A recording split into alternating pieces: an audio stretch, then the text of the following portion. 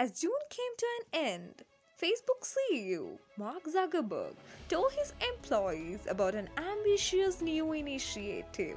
The future of the company would go far beyond its current project of building a set of connected social apps and some hardware to support them. Instead, he said, Facebook would strive to build a maximalist interconnected set of experiences straight out of sci-fi, a world known as the Metaverse. Hello Recitals family, welcome to our channel. If you're watching this video for the very first time, thank you for sparing your time. Please subscribe our channel for more interesting videos. Companies' divisions focused on products for communities, creators, commerce, and virtual reality would increasingly work to realize this vision, he said in the remote address to employees. What I think is most interesting is how these themes will come together into bigger idea, Zuckerberg said. Our overarching goal across all of these initiatives is to bring the Metaverse to life. When Mark Zuckerberg appeared on screen at Facebook's Virtual Connect conference, smiling as he wandered through sterile rooms filled with mid-century modern furniture, he looked like a man unburdened. Mr. Zuckerberg and his lieutenant cheerfully laid out of their vision for the so-called Metaverse, the immersive virtual environment that Facebook has been renamed Meta. Although everyone except for a few professionally obligated financial journalists will probably keep calling it Facebook. As with most of Facebook's strategy announcement, the rebranding formalized a shift that has been underway for years. The company already has more than 10,000 people working on augmented and virtual reality projects in its reality lab divisions. Roughly as many people are on Twitter's entire staff, and he said it plans to hire 10,000 more in Europe soon. The company also announced that it would spend about $10 billion on Metaverse-related investment this year. And it also hiring VR startups in what could amount to Metaverse land grab. There are several types of questions one could ask about this Metaverse strategy. The first and the most basic question is, what is the Metaverse and what will Facebook's version of one look like?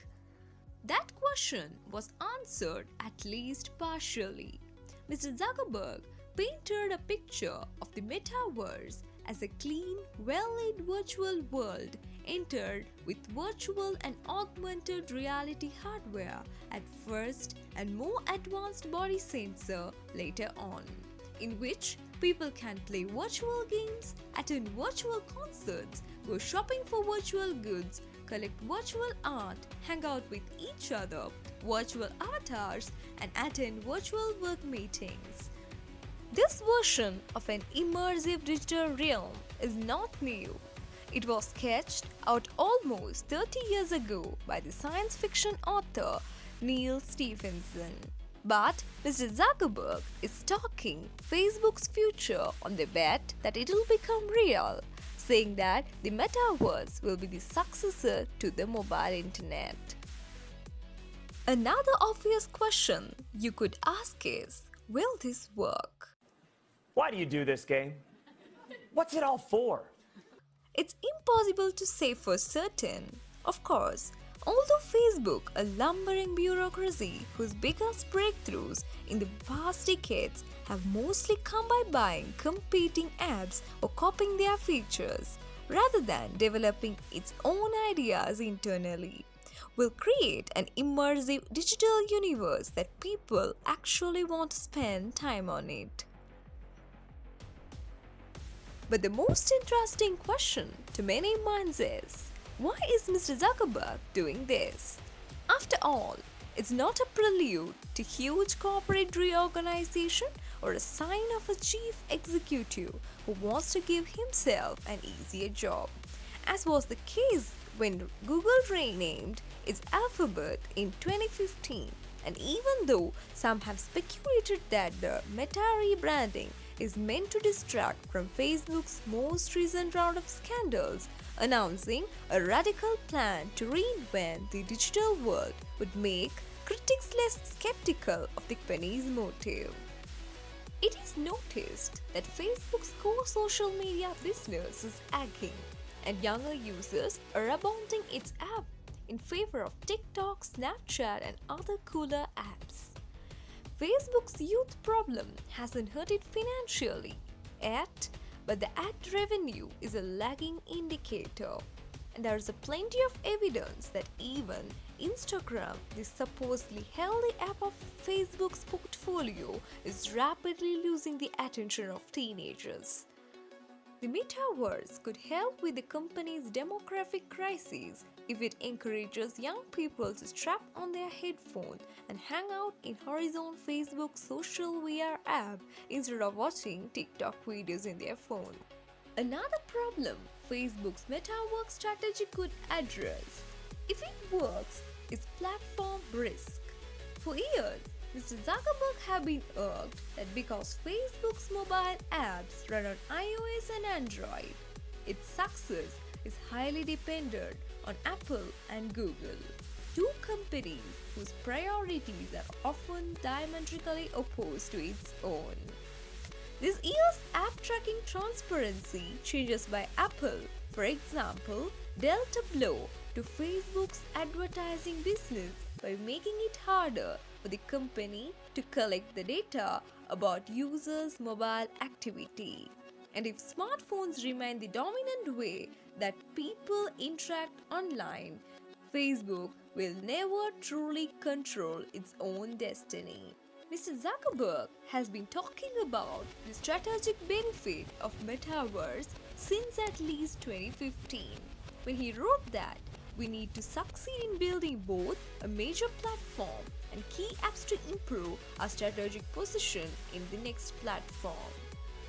A Metaverse strategy, if it worked, could finally get Facebook out from under the Apple's and Google's thumbs by steering users to Facebook-owned platforms like Oculus, where it doesn't need to worry about getting kicked out of the App Store for snooping on users' activity or aiding the illegal trafficking of domestic workers.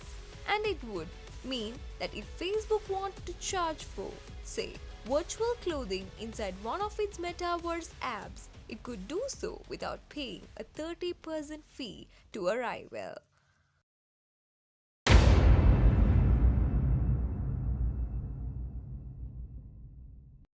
The third problem Facebook faces is regulatory risk.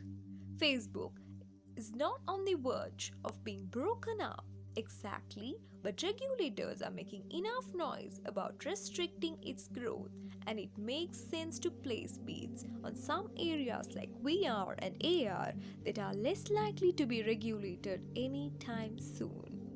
In addition, since so many of the Facebook's regulatory problems stem from the way its apps are used for fractious political debate, the metaverse could allow it to point to a kinder, gentler social universe that hasn't been coped by angry partitions. Facebook's toxic brand has had real consequences. It has demoralized the company's workforce and made it harder for Facebook to attract and retain talented employees. Building the metaverse won't solve any of these problems overnight. It probably won't solve them at all and could, in fact, invite new kinds of scrutiny Facebook won't have to face if it had simply spent the next several years focusing all of its attention on fixing the issues with its existing products. But it would be wrong to write Facebook's metaverse off as just a marketing strategic ploy meant to give the company more leverage over its rivals. If it works, Mr. Zuckerberg's metaverse would usher in a new era of dominance, one that would extend Facebook's influence to entirely new types of culture, communication, and commerce. Regardless, this isn't a vanity stunt for Mr. Zuckerberg. In the Metaverse, he has found what may be an escape hatch, a way to eject himself from Facebook's messy, troubled present and break ground on a new, untamed frontier. No wonder he looks so happy. Hope you enjoyed our video and gathering numerous facts. Now, it's time to share your knowledge with someone else. Are you satisfied with these amazing facts? So don't forget to make use of these valuable tricks. You can also share your thoughts with us down in the comment section. Don't forget to subscribe our YouTube channel, and you can also find us on Facebook and Instagram. See you soon with another shocking video. Till then, stay safe and have a good time.